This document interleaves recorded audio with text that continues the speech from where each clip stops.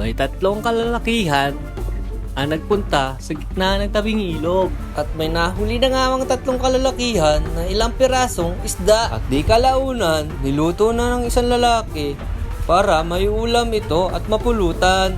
At sa kanyang pagkakaukaw, may naghihintay ng isang bote ng gin ng Ginebra. At ang tatlong lalaki ay nagugutom na sapagkat wala pa silang hapunan. At di kalaunan, nilagyan na ng rekado ang isdang niluluto. Nilagyan na ng sibuyas, bawang at paminta. At habang ang inaantay maluto ang isda, nagtatagay yung tatlong kalalakihan.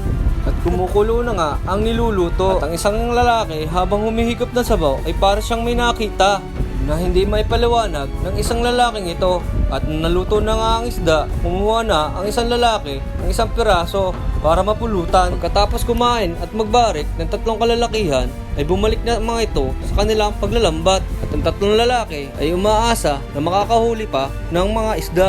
Sobrang dilim, hindi makita ang mga huli ng tatlong kalalakihan. Nagpasya na ang mga tatlong kalalakihan na likumin ang lambat. Sila ay uuwi na at napakarami ng nahuli nila.